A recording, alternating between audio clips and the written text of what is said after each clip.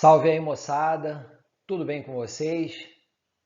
Bem, meu nome é Luiz Alexandre, eu sou professor do ensino básico na rede pública municipal e estadual do Rio de Janeiro. Hoje nós vamos dar continuidade aos números racionais, a nossa segunda aula.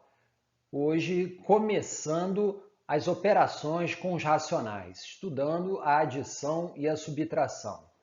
Faço votos que todos estejam bem, assim como seus familiares. Seguindo então o quadro aí. Vou utilizar alguns exemplos da última aula, onde nós definimos o número racional como aquele que pode ser colocado na forma fracionária como razão entre dois números inteiros, sendo que o denominador tem que ser um número diferente de zero. Bem, dessa forma, nós vimos que os números naturais também são racionais, que os números inteiros também são números racionais. Uma forma de representar os números racionais propriamente ditos é a forma de decimais finitos ou decimais periódicos, que eu disse que estes seriam vistos posteriormente. Então, aí alguns exemplos. 5, que é um número inteiro, podendo ser colocado na forma de racional, na forma fracionária, 5 sobre 1. O menos 3, que é um número inteiro, sendo colocado na forma fracionária, menos 3 sobre 1. 1 inteiro e 3 décimos como 13 décimos. Menos 29 centésimos como menos 29 centésimos na forma fracionária. E 0,666, onde o período da dízima é 6, vocês ainda estudarão isso, sendo colocado na forma fracionária como 6 nonos. E aí temos outros exemplos também. Seguindo o quadro. Bem, as operações de adição e subtração, a subtração sendo a operação inversa da adição ou oposta, elas são realizadas seguindo as mesmas regras de sinais utilizadas com números inteiros, certo? Então, você divide essas regras em duas, né? Quando as parcelas possuem o mesmo sinal, ou seja, uma adição de números positivos ou uma adição de números negativos. Como é que se faz?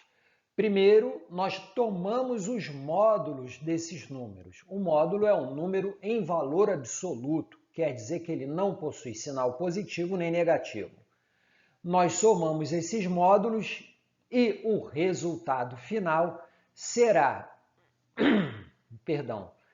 o resultado dessa soma com o sinal que acompanhava as parcelas, os sinais que eram iguais, certo? Então, resultado positivo se as parcelas eram positivas, negativo se as parcelas eram negativas. Bem, a segunda regra é quando os sinais são contrários. Então, pegamos os módulos e subtraímos. Uma vez que subtraímos esses módulos, o resultado será positivo se o maior módulo possuir o valor positivo e será negativo se o sinal do maior módulo for negativo. Vamos ver isso com exemplos. Aqui a gente pega primeiro com os números racionais na forma decimal. Então, o exemplo da letra A. Primeiro exemplo aí, mais 32 décimos adicionado a mais 5 inteiros e 79 centésimos. Eu acho que eu falei errado. Mais 32 centésimos adicionado a mais 5 inteiros e 79 centésimos. Bem, o módulo de mais 32 centésimos, 32 centésimos. E o módulo de mais 5 inteiros e 79 centésimos, 5 inteiros e 79 centésimos. Então, vamos destacar aqui que esses são os módulos. Perfeito? Bem, o que nós fazemos? Os sinais dessas parcelas não são iguais? Não são? Deixa eu ver aqui se fica melhor com o destaque aqui vermelho. Não são iguais? Então, nós vamos somar esses módulos.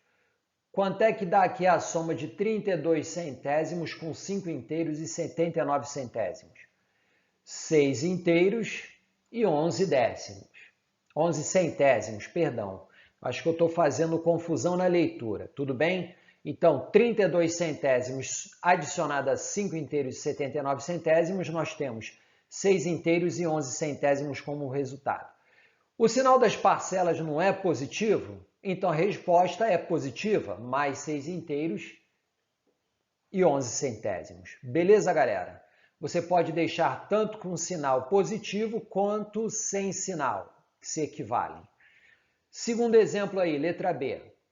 Menos 9 inteiros e 76 centésimos adicionado a mais 4 inteiros e 84 centésimos.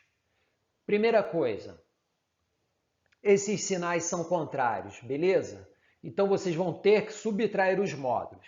Então, antes, obtendo os módulos, de menos 9 inteiros e 76 centésimos, o módulo é 9 inteiros e 76 centésimos, e o módulo de mais 4 inteiros e 84 centésimos, apenas 4 inteiros e 84 centésimos. Como nós vimos que os sinais são contrários, nós vamos o quê? Subtrair os módulos. Então, pegando aí o de maior módulo, 9 inteiros e 76 centésimos menos 4 inteiros e 84 centésimos. Resultado, 4 inteiros e 92 centésimos. Essa ainda não é a resposta. Qual será a resposta? A análise dos sinais. Qual dos dois possui maior módulo? Não é o 9 inteiros e 76 centésimos? O sinal dele não é negativo? Então, a resposta será o quê? Negativa. Menos 4 inteiros e 92 centésimos é a resposta da adição desses dois números racionais postos na forma de decimais. Beleza? Vamos seguir o quadro. Agora vamos pegar o primeiro exemplo de números racionais na forma fracionária. Eu estou pegando aqui até um exemplo de uma adição onde 1/2 mais 7 décimos, um está na forma fracionária e o outro na forma decimal. Bem, nós já vimos um exemplo parecido na aula anterior, que para a gente poder realizar essa soma, nós temos que colocar os números na mesma representação. Eu poderia até pegar 1/2 e colocá-lo na forma decimal e somar os dois decimais, como foi feito no exemplo anterior. Mas eu vou fazer o contrário. Vou pegar o quê? Vou pegar 7 décimos e colocar na forma o quê? Na forma fracionária. A forma fracionária de 7 décimos é essa aqui. É a mesma com a qual nós fazemos a leitura. Nós, ao multiplicarmos por um inteiro, isso com o denominador 10, isso fica na forma fracionária 10 décimos, que equivale a um inteiro. Então, 7 décimos multiplicado por 10 décimos fica 7 décimos. Mas isso é bem intuitivo e vocês já sabem fazer isso na forma assim direta, colocando o decimal na forma fracionária. Então, 1/2 mais 7 décimos, como nós temos aqui, fica 1/2 mais 7 décimos na forma fracionária. Bem, nós precisamos, para adicionar esses dois números na forma fracionária, números racionais na forma fracionária, colocá-los com o mesmo denominador. Isso é uma outra coisa que vocês já viram também. Então, veja, 2 e 10 são denominadores diferentes, não são? Bem, eu tenho que encontrar uma fração equivalente a 1/2, cujo denominador seja o quê? 10, porque 10 é o múltiplo de 2. Então, eu vou multiplicar por 5 cada um desses numerador e denominador. 5 vezes 1, 5, 2 vezes 5, 10. E aí eu tenho as duas formas fracionárias com o mesmo denominador. 5 décimos mais 7 décimos, eu somo apenas quem? Os numeradores e repito o denominador, estão vendo aqui? Fica 12 décimos. Bem, se quisermos deixar na forma fracionária, 12, tanto 12 quanto 10, são múltiplos de 2. Então, podemos dividir tanto um numerador quanto o denominador por 2. E aí nós temos a forma fracionária 6/5. Ou podemos pegar 12 décimos e escrever na forma decimal, que fica 1 inteiro e 2 décimos. Beleza, galera? Vamos para o próximo exemplo, então. Último exemplo aí, da letra B. 3 oitavos menos 3 quartos. Temos dois números racionais representados na forma fracionária, então antes de irmos para a subtração propriamente dita, precisamos colocá-los com o mesmo denominador. Acontece que 8 e 4, o 8 ele é múltiplo de 4. Então, o MMC, que é uma maneira da gente colocar que é o mínimo múltiplo comum e determinar entre esses denominadores, é entre 4 e 8, é o próprio 8, uma vez que o 8 é múltiplo de 4. Beleza, galera? É o menor múltiplo entre 8 e 4. Então, o número racional equivalente a 3 quartos, com o denominador 8, vai ser o quê? 6 oitavos. Porque nós pegamos o fator 2, porque 4 vezes 2 dá 8, e multiplicamos tanto o numerador 3 quanto o denominador 4. Pois bem, 3 oitavos menos 3 quartos ficará 3 oitavos menos 6 oitavos. 6 oitavos sendo a fração equivalente a 3 quartos. Agora que elas estão com o mesmo denominador, nós fazemos 3 menos 6, a subtração entre os numeradores, cujo resultado é menos 3. Então, menos 3 oitavos é a nossa resposta.